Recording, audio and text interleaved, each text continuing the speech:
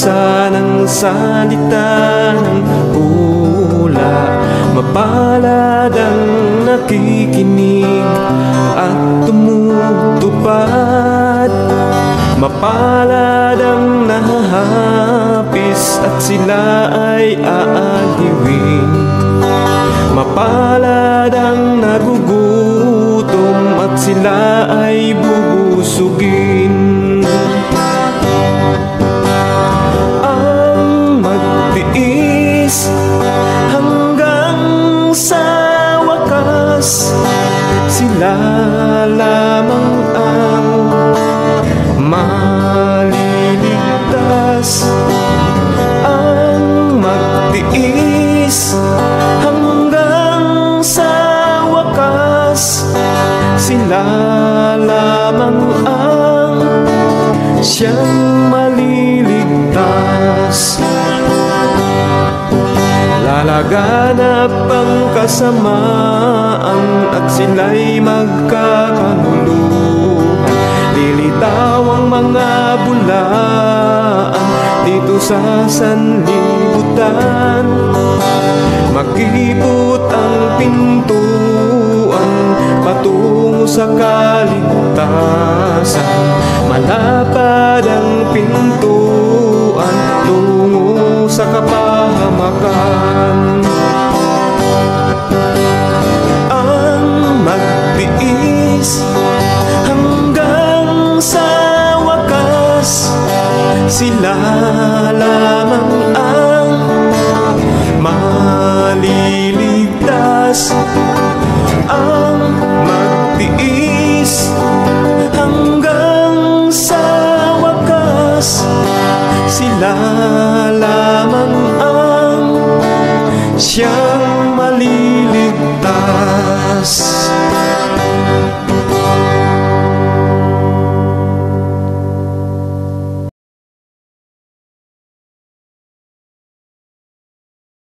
Ito.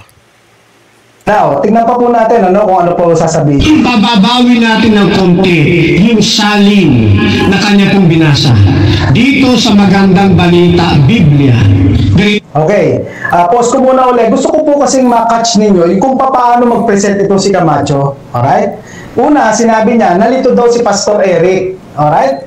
And then, sabi niya, ipapabawi natin. No? Eh, nung narinig ko nga po yun, ano ba ibig sabihin niya doon sa papabawi natin, no? Medyo naguluhan nga ako doon eh. Ano ba ibig mo sabihin doon? Pababawi, meaning, ano ba? Ire-rebat mo? O ipapalsify mo? O pamamalian mo? No? O babawiin mo? No? Paano niya babawiin? Eh, binasa niya lang naman yung talata, no? At linaw-linaw ng talata, pero ang ginamit niya, pababawi. Then, sabi niya, ipababawi natin gamit ang saling magandang balita, Biblia. Alright? Gagamitin niya yung ibang salin, which is MBB, para ipabawi yung binasa ni Pastor Eric sa salin ng ang Biblia. No? Take note mga kapatid. Alright? Hindi niya kinwalify. No? Basta sinabi niya lang, saling magandang balita, Biblia. Alright? Yan po yan. Ano? So, ituloy natin kung anong sasabihin niya. Ito po ang ating mababasa. Hindi pinagtibay ng Panginoon ang tipang ito sa ating mga magulang, kundi sa atin nga naririto lahat na buhay sa araw na ito. Ayan po yung nasasaling ang Biblia. Ano po? Ngayon, babasahin ko sa inyo sa saling magandang balita, Biblia. Ito, Mika. Okay. So, pagkatapos niya basahin yung ang Biblia na ginamit ni Pastor Eric, ang sabi niya, babasahin ko sa inyo sa saling ang magandang balita, Biblia. No? It's a definite statement, mga kapatid, no? Na ang gagamitin niyang pangbibang o pangbawi ay yung salin na magandang balita, Biblia. Alright? Ulitin po natin, para mas malinaw. Babasahin ko sa inyo sa saling magandang balita, Biblia. Ito, Mika. Si Yahweh ay nakipagtipan sa atin sa bundok ng Horeb. Siya'y hindi lamang sa ating mga ninuno nakipagtipan, kundi pati sa atin na nabubuhay ngayon, na nakipagtipan na ba ang Diyos bago pa ang lahi ni Moises? Yes. Uli, si Yahweh ay nakipagtipan sa atin sa bundok ng Horeb. Siya ay hindi lamang sa ating mga ninuno nakipagtipan, kundi pati sa atin na nabubuhay ngayon. So paano yan? Negative sign. Binabanggit sa atin ng Biblia na ang Diyos hindi lamang pala nakipagtipan sa mga ninuno ni Moises, kundi pati kay Moises. Ang pinagkaiba, mga kapatid, prior to Moses, yan po ay tinatawag na oral law. Sa panahon ni Moises, nagkaroon ng tinatawag na written law. Ito na yung pagtatala sa dalawang patyas na bato. Ang ibig sabihin nito, nagkaroon na ng dokumento sa pamagitan ni Moises sa bundok ng Sinai. Kaya meron na, umiiral natin commandments bago kasi. Alright, okay. So natunghayan niyo po mga kapatid, ano? Ang kanya pong pag-debunk o pagbawi daw, no? Doon sa sagot ni Pastor Eric. Now, tingnan pa po natin, ano, kung ano po sasabihin. Pababawi natin ng konti yung salin na kanya pong binasa. So, ayan po mga kapatid, ha. Gusto ko ulitin yung part lang, yung maikli lang, ha, yung aking binanggit, ano. Now, tingnan pa po natin, ano, kung ano po sasabihin. Pababawi natin ng konti yung salin na kanya pong binasa. Yan. So, dito, nagkaroon ng misunderstanding si kapatid na Erwin de la Cruz. No? Yung akala niya, yung sinasabi nating pababawin ay pagbawi. Ano po? hindi yun yung babawiin. Ano? Yan. Kundi pababawin. Yun ang term na ginamit ko dyan. Ano? Isa pa nga para maano natin. Now, tingnan pa po natin, ano, kung ano po sasabihin. Pababawi natin ng konti yung salin na kanya pong binasa. Yan. Ang pinupoint ko po dyan ay pababawin. Kasi yung saling ang Biblia, mga kaibigan, mga kapatid, doon sa particular na talatang yun, marami talagang bumabasa niya, nalilito. Hindi nila naintindihan yung salitang hindi nila naintindihan yung tawag dito, yung saling ito ng partikular na talata. Yung term na hindi pinagtibay ng Panginoon ang tipang ito sa ating mga magulang. No? Maraming tao ang nalito doon sa hindi pinagtibay. Yun yung ating ipinopoint. Maraming nagkamali dyan. Kaya para ma-deliver natin at maunawaan natin ng maayos, ang sabi ko, ang deliberation ko, pababawin natin. Yan, no? Pababawin. Ano? Kumbaga, babasa tayo ng mas mababaw na salin. At ito na nga, yung magandang balita, Biblia. Yan. No? Na binasa natin doon sa debate. Nang nakalagay, siya'y hindi lamang sa ating mga ninuno nakipagtipan, kundi pati sa atin na nabubuhay ngayon. Na nagsasabing may tipan ng umiiral sa panahon nang wala pa si Moises. Yan. Kaya nga, kanina, ay binuksan ko sa inyo yung tekstong Hebreo na nagsasabi na talagang mayroon ng umiiral na tipan, no? Kasi yung ginamit doon sa tekstong Hebreo, ito nga. Yan, no? Yan. Hindi mo na pwedeng baguhin ito Yung lo et aboten no karat yewa o karat Adonai. Hindi mo na pwedeng baguhin yan. Na talagang nag-i-inject yan na hindi pinutol yung tipang ng kanilang mga magulang sa panahon ni Moises, kundi nagkaroon lang ng pagpapatibay o pagsasadokumento. Yan, no, na naganap sa bundok ng Sinai nang ito'y isulat ng mismong daliri ng Diyos sa 2 tapyas na bato. No? Yun yung sinasabi natin. Hindi natin pinaglalaban o pinagkokontra yung 2 salin ng Biblia. Oh? Ang ginagawa lang natin para mas maintindihan ng tao yung ang Biblia na mayroong dong term na hindi nila lubos na maunawaan, bumabasa tayo ng mas mababaw na salin. Kaya nang mabasa nating hindi pinagtibay ng Panginoon, ang ibig palang sabihin nun, hindi inalis yung tipan. Kaya nang nagsalin ang Smith Literal Translation, ang inilagay na nila, Jehovah cut not out this covenant. Kasi yun talaga ang nasa Hebrew. Yun ang nasa Hebrew, mga kapatid, na Biblia. Ang ginawa nila dito, nagkaroon sila ng private interpretation nang hindi nila sinuri ang tekstong Hebreo. Pinasunod nila yung Biblia sa gusto nilang i-point. Pinasunod nila ang Biblia para meron silang maipang-akusa, maipang-laban o maipang-sopla sa atin na nananalig sa salita ng atin pong Panginoong Diyos. Na kapag hindi ka marunong sa banal na kasulatan o kulang o hindi pa abot ng iyong kaalaman ang bahaging ito, pwede ka nilang madala. Pwede ka nilang mapaniwala. Yan. Kaya dito, pag mag-aaral ka talaga ng husto, ng banal na kasulatan, dito sa particular na talatang ito, hindi mo iisipin na pinaglaban ko yung 2 magkaibang bersyon na ang Biblia at saka MBB. Okay?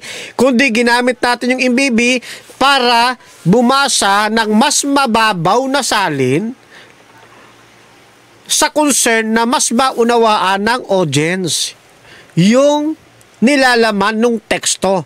Kung ano ang ibig sabihin nung pinagtibay o nung hindi pinagtibay. Yan.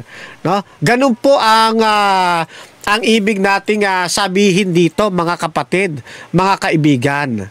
No? Kaya doon sa video na yon, no? Para lang maging clear, wala po akong sinabi na maling salin yung ang Biblia. No?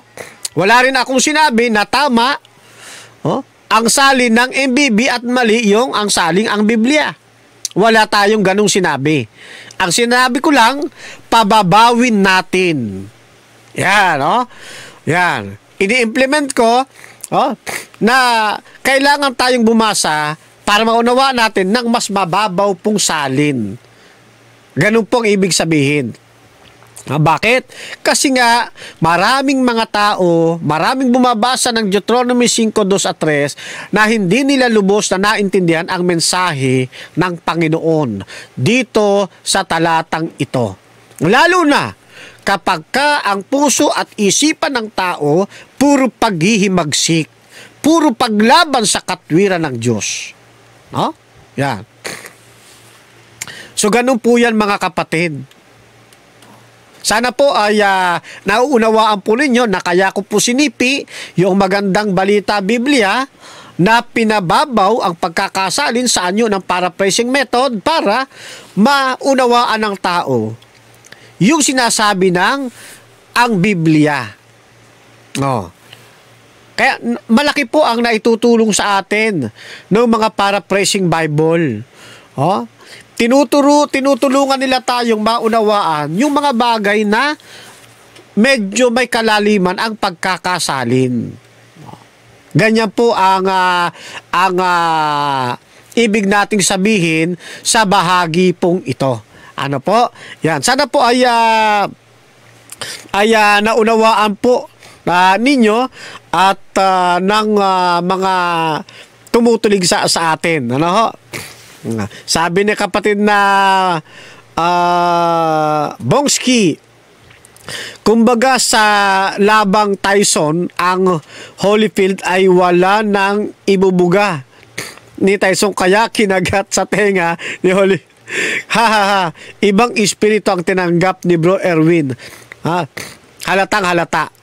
Yan. From Joel Pascual Pablo, bumalik sa kanya yung mga pinagsasabi niya dahil lang sa akala niya iisa lang nasalin ang magandang balita, Biblia. Yan. Yan ang malinaw na pagmamali ng sinabi mo, Camacho. Yan. Thank you, kapatid na Bongski. Hindi misunderstanding, hindi misunderstanding mo. Sinadya niya yan talaga.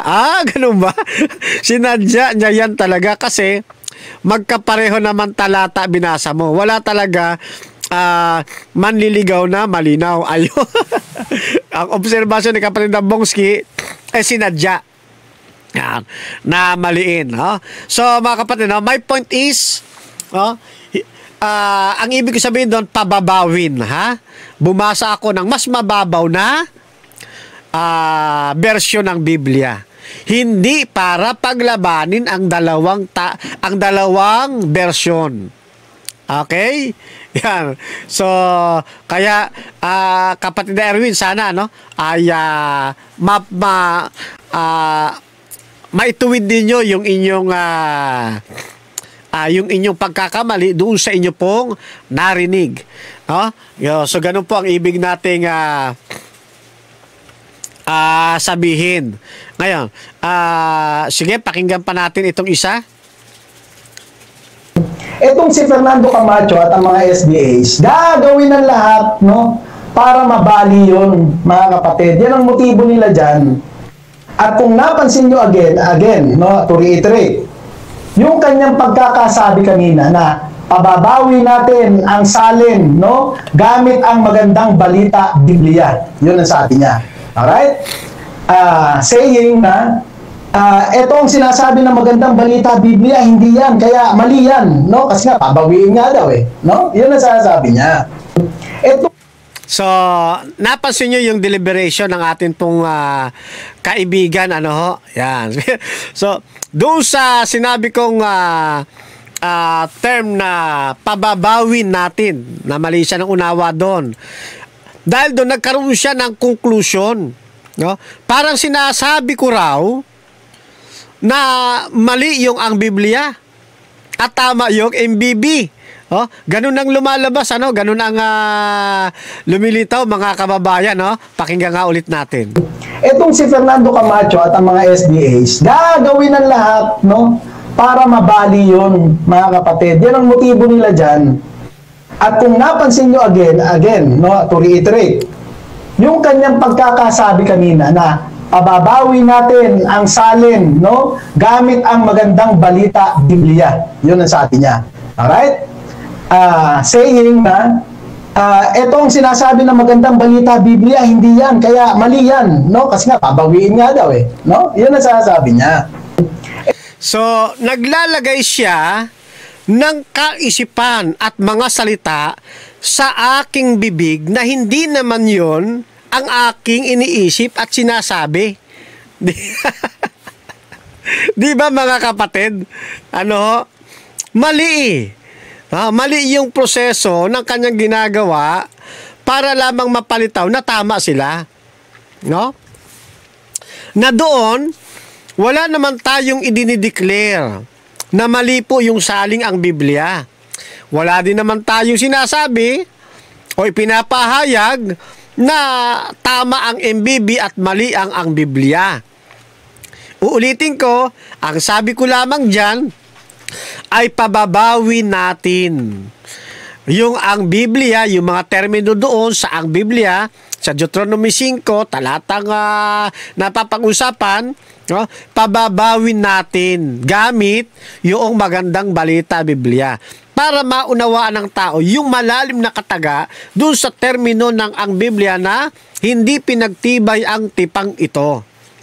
At nakita natin ng buong linaw na ipinabasa natin na siya'y hindi lamang sa ating mga ninuno nakipagtipan. Di nakipagtipan pala talaga.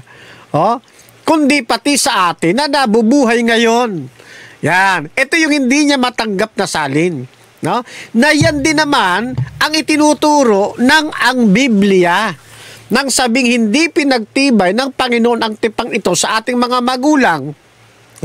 Ang ibig sabihin, nakipagtipan ang Diyos sa kanilang mga magulang. Ang kaibahan lang sa mga magulang, hindi pinagtibay. Sa panahon ni Moses, pinagtibay. Ayan. Pareho silang may tipan. Ang kaibahan lang, sa panahon nila, hindi pinagtibay, walang dokumento. Ngayon, sa panahon nila ngayon, nilagyan na ng dokumento bilang pagpapatibay. Ano po? Nagkaroon na ng written, no, na pagsulat doon sa 2 tapyas na bato.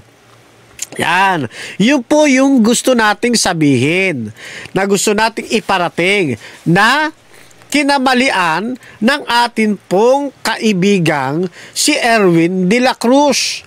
Dahil gusto niya na makita ng mga tao mali ang ating pong paniniwala.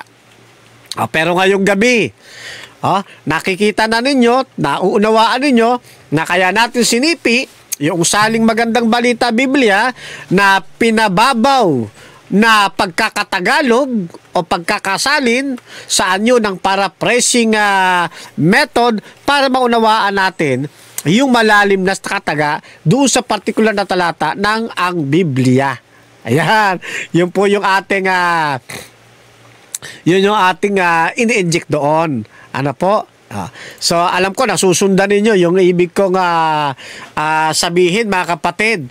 Na po, ngayon. Mapalad ang bumabasa ng salita ng hula. Mapalad ang nakikinig at tumutupad. Mapalad ang nahahapis at sila ay aaliwin.